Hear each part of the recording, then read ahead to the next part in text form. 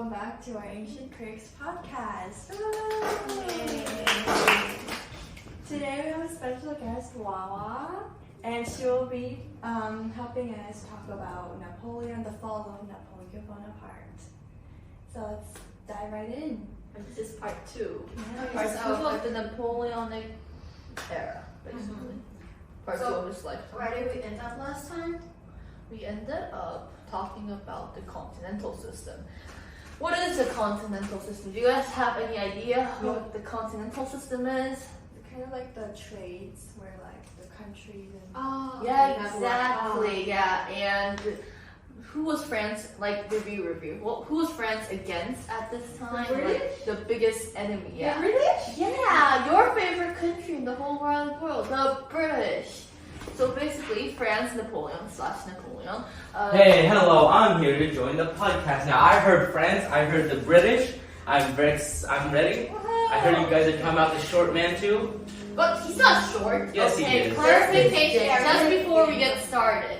Napoleon was average height for the time. He was not short. He was about 168. Some people say 170-ish. When he died, he was 168. But when he was dead, he was basically got like people shrunk when you're like old and dying. So many people think that his actual height was like 170-ish, and the average Frenchmen at that time were like 164, like 166, 168-ish. So it was average height for the time then. Like, he's not short for the time, but he is still short for this modern era. Not in my eyes. Gosh. Okay. So we're talking about the continental system, right? So basically, Napoleon organized. So basically, Napoleon couldn't reach Britain because Britain had such a strong navy that there was no way with his armies he could actually, stand on the British soil. So he's like, these British are strong because of the trade they do.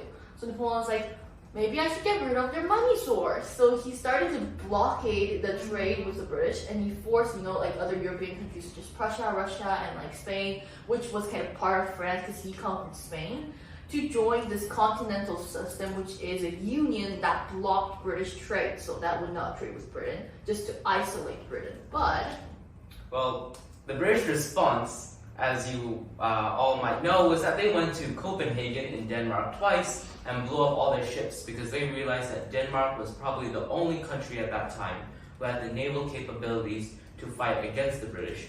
The British also instead just started increasing their trade with all of their colonies, like India, and their ones in Asia and Africa, and maybe other Middle Eastern countries. They also were trading with the Americans, and the thing about how this affected the Americans was both the French and the British were pressuring the Americans to not take one side, and so they both were basically saying, hey, if you take this person's side, we will blow up your ships, or whatnot. yeah, basically Britain was still using their navy just to in control of all of Europe. But Britain had a strong trade that, like, a lot of the countries started to lose money because they couldn't trade with the British. Remember, Britain was directly, directly connected to America, which produced a lot of resources such as tobaccos and other, sugar, a lot of these things that a lot of the Europeans wanted. So that was a lot of money business. And now, because you can't trade with the British, all that money is gone. So a lot of these European powers started to feel, they started to complain about this continental system because they're starting to lose money. And one of the biggest, one of the biggest countries that would actually say no to this continental system is our... Dear Russia. Yes. So basically, Russia and France had an alliance. They made an alliance. They made peace after, Battle of Austerlitz and then how Napoleon, won all these battles after the, second, third coalition wars and everything. But now, and they were part of the continental system, but now Russia wanted to get out. So they basically declared that, France were out of this continental system, and they told that to Napoleon, and that made Napoleon furious. So he's like, I need to go spank this bad boy. Like, they're under me kind of like, because he was the strongest army on land at that time. So like, how dare they? So in 1812, he decided to bring this huge amount of army. How many were they? Can you guys take a guess? How many do you think? It was like a huge army that Europe has never seen. a billion. 10,000? Okay, not that good. That's the whole world population at That's the time. lower than that, but higher than 10,000. 100,000.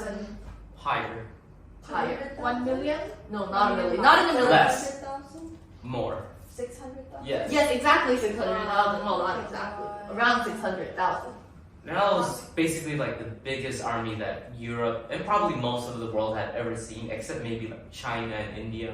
China, yeah, you know, you How did didn't. he gain that much people to go in war? He just pushed everyone into war. Like, remember, because he had a lot of power Ah. in the whole Europe continent, so he could gather a lot of people. And there was a lot of. And France was the most populated country during the He French requires Revolution. everyone to go, probably. Yeah, it was to mandatory. military You had no choices. It was like it wasn't only French soldiers. There were like Italian soldiers. There were Dutch, some German. There was Swiss soldiers. Yeah. Yeah, so and then you can talk about how he looked. And so then the problem with his invasion of Russia was that when he went to go invade, one of his biggest strategies was that he split his armies into little corps. So instead of one large army, it was like their own horse, their own infantry, cannons, and whatnot would travel in small groups.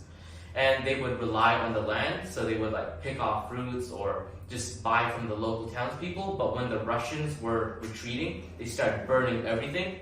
So Napoleon couldn't rely on living off the land. So he had to get supply wagons, which take a very long time to like move. And it's very hard to defend them, especially when there were Russian guerrilla fighters. You guys know what guerrilla warfare is? I've heard of them tons of times. It's like how the Weird. Vietnamese fought the Americans, you know? Oh, yeah. Where it's like they hide, they come out, they just destroy a few things, and then they Yeah, especially since Russians were fond of their own terrain too, and Russia, has a very interesting terrain and it's very cold. And also Napoleon's, as you said, supply line was too long. And how Napoleon first thought of it was trying to, actually gain things from the local places that he won, like Moscow, like cities. But the Russians burned Moscow. Yeah. Yeah, The Russians actually didn't want Moscow to burn. They had one battle called the Battle of Borodino, which caused very heavy casualties on both sides because the Russians obviously didn't want to lose their most historic city. They lost, unfortunately, so they set all of the prisoners in Moscow free and told them to burn down the city. Oh. Yep. So, and the biggest thing, winter. Winter was the largest enemy. It was the biggest, greatest enemy. So cool. And it was so cold, and Napoleon's soldiers started to die, starve, and what you name it, die of freeze to death, everything. So cool. And The thing was that he stayed in Moscow for like 3 months, and then he sent letters to Tsar Alexander, who was in St. Petersburg. And Tsar Alexander basically kept delaying Napoleon just so then he would stay in Moscow longer, so it would become winter. So if Napoleon retreated earlier, he might not have lost the amount of men he did. yes, but he insisted on keep going and progressing because I think he was too prideful of himself. Yeah. That he believed that I'm this god of war. I won all these military battles. I dealt with 5 countries, like 4 to 5 countries, like these huge European powers, and I won. So I probably can just beat up this bad boy Russia. Yeah. Except it didn't work out like that. And so basically Napoleon had to later on, because he lost so many soldiers that he was compelled to retreat. And the worst thing is that during the time he went to Russia, there was also war in the European continent near France. Where do you think it would be? Like, not Britain, it's not Britain. Near France? It's near Russia, like No, it's like near France. And It's a country that borders France. Germany, No. Switzerland. Well, kind of later on. Not really. Not really. But the big country. It's a very big country. It's like not big, but Hola. Spain. Yes. Spain, Yes. because formerly Napoleon had gained control of Spain in the early 1800s, but now that Napoleon's gone, the Spanish wanted, independence. They wanted, Spain is a separate country. So that caused another huge continental war. And later on, when Napoleon came back, he lost all these soldiers, like countries like Britain, like Prussia, Yep. Austria, they all joined in to go against, to help Spain, even Italy too, right? But about his invasion of Russia, how many men do you think he lost when he was trying to retreat? Half of them. More than that. Nearly More than that, like like 3/4 of them. 400. No. More.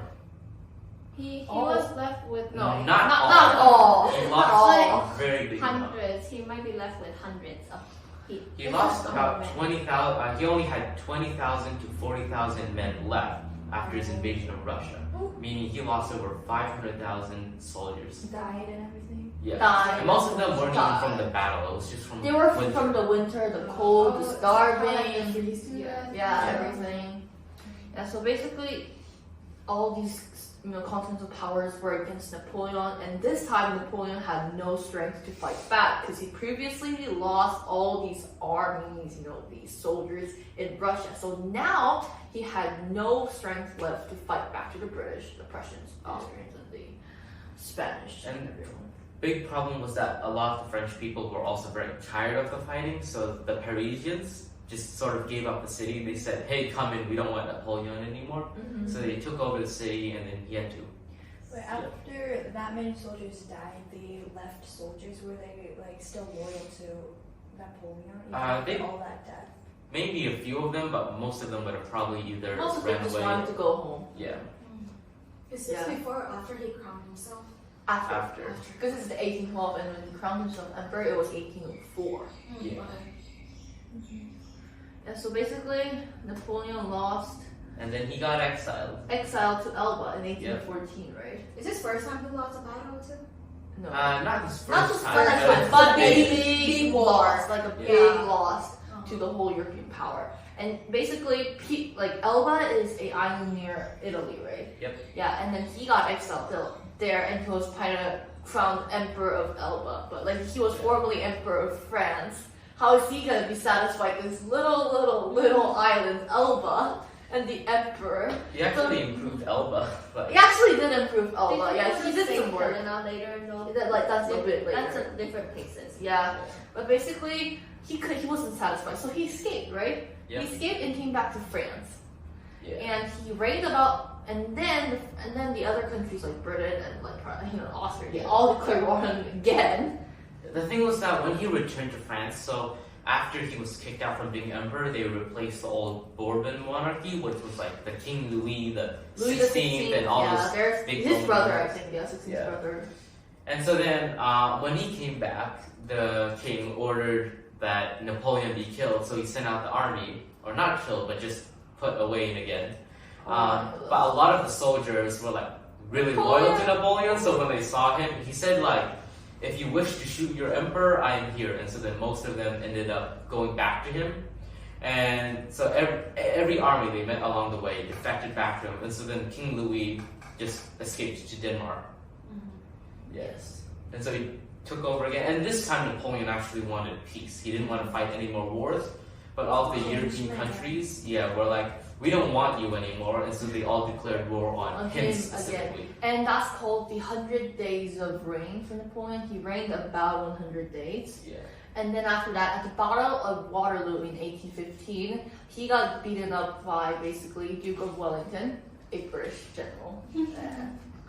He could have probably won that. He was only, the only problem was that all of his men were, very inexperienced. Like they didn't know how to fight. Napoleon was also pretty old at that time, so he didn't really. And he was wasn't as young. dealing with this like back pain thing at the Yeah. time too. Like his body was He's kind getting of sick. yeah, his body was getting sick with all those years in battlefields and all the stress that comes Yeah. from it. His body can't be normal. So at the Battle of Waterloo, he was expecting to defeat only the British, but the Prussians were nearby, so he sent out like a smaller French army to go stall them for a bit while he defeated the British. But that smaller French army didn't like attack the Prussians, and they lost. So then the Prussians were able to quickly come in and help the British, which ended up in Napoleon's defeat, and he was exiled again. And so now this time, after the loss in the Battle of Waterloo, he was exiled to St. Helen, a very far island. That was in like Near 1815. Yeah, 1815 near Africa. And in 1821, he died of stomach cancer, and basically that's the end of his life. He blamed the British for that. He said they poisoned him. Oh well, he said that he goes early of his time because of the British. What is his age when his death? 51 or It was like his Yeah, not that young. Yeah. He did a lot during Okay, his that's life. pretty young. Yeah, it's And the amazing thing is that they guarded him with 1,000 soldiers and always had 2 ships constantly Yeah, 51. going around the island. The thing is that he actually wanted to go to London and stay there, but the British, of course, didn't want him, and they were course scared not. that he was gonna inspire a revolution in their own country. Anyways, And- his last words. What was his last words? He says right here, "My God, the French nation, my son, head of the army." And What's then that? No, I thought wasn't it it was Josephine. Joseph? No, it was like France, France, the army, Josephine. Yeah. Is Josephine his wife, right? And then Uh, he it's died. first Josephine one. died like Oh. a bit earlier. He than married twice because Josephine couldn't get him a son. Yeah, because she was like past 50s. Oh. Yeah, and so then when he heard Josephine died like earlier, Okay. he got really sad. And then his other wife, who was like, what was her name? Maria? Marie Louise from Yeah. Austria. Yeah. She took their son, Napoleon II. And just went to Austria. Yeah. And Yes. And also, like, his treatment and his death was controversial with many people. Yes, so Napoleon is still controversial to today. Is he a tyrant or is he a hero? That has been the questions of historians and even many other people throughout the centuries. So, what do you think, Daniel? Was he a tyrant or was he a hero? I think he was a stumpy little manlet. Oh gosh, I'm not gonna talk with you. So let's just talk about his achievements. So one of his biggest achievements in France, I'm regarding France, is he modernized the administration and the government. He basically installed an efficient bureaucracy. So France didn't have an efficient government back then, but now he organized well the government structure, and this government structure is actually quite used today still in France. So he helped modernize these systematic, government institutions. And he also renewed education. He made a new system called Grandes Écoles, which is a system where very smart students or brilliant students in many cases would be sent to Grandes Écoles, not a college. So it's a really special academy / college, and it's still used to France this day. And other components that are still used to this day is the Napoleonic Code. So basically, France at that time during the French Revolution, all these different regions had different laws. Those laws were not united. Even in one country, not necessarily the United States, but they each state had a different law. But France was sometimes absurd. These laws vary too much from each other, that there was a lot of confusion and disorientation and chaos. So Napoleon made the Napoleonic Code to unite these laws and make them under one. So now France was under one law and one code, and this Napoleonic Code still is the fundamental basics of the French law. I think it's part of the three codes: the Justinian Code, the Napoleonic Code, And the Hammurabi. Hammurabi. These are the world's third most famous, most well-known codes of all time. And third, I think, is the spread of the revolutionary ideas. So basically, since Napoleon was, we say, the child of the French Revolution. Without the French Revolution, he would have not been able to become the emperor, become the first consul, and win all this and become all this famous. So Napoleon basically started to spread these French revolutionary ideas wherever he went. He's like Austria, like Spain. Everyone's like revolution, equality, and there was some equality in his Napoleonic Code, though also not for women. But basically that's also another very famous of his achievements. But the downside, there's actually a downside for everything. So he did modernize the administration, but he did it in a very authoritarian way. He was much of a dictator, and so it wasn't a democratic ruler. And he did all of these achievements by a dictatorial regime and this authoritarian and repressive rule. And also, how he spread the French revolutionary ideas were through wars. He fought a lot of wars, and a lot of bloodshed. So these ideas were spread in the cause of many bloodshed. And the Napoleonic Code, also it had some equality and some good components to it. Much of it was, there was some unfairness, especially to women. Husbands were in charge of their wife, and things like that happened. Man, I love So- this Napoleon guy. So it wasn't complete. So I would say Napoleon, his three biggest achievements was probably the Napoleonic Code, his military victories and tactics, because even today that still inspired a lot of countries with how they use their militaries, and especially countries that would come on after. And third was probably his spread of nationalism, which it's basically what caused most countries and even inspired the German states to unite into the single Germany that we now know of. And he was a big influence on a certain Austrian painter who we will get on with another episode. Not that guy. His name was. We will talk about him in another Layer. episode. Not Stay Walter tuned. Layer. A very That's good you need to wait for next episode. Yeah, whether you call Napoleon a tyrant, a dictator, was he a good man or a hero of France, that's all very blurry, but what we can say is that he was probably one of the most influential figures in Europe. Thank you for watching this video, and this concludes this two-part episode of Napoleon. Make sure you subscribe to our channel and stay tuned for the next video.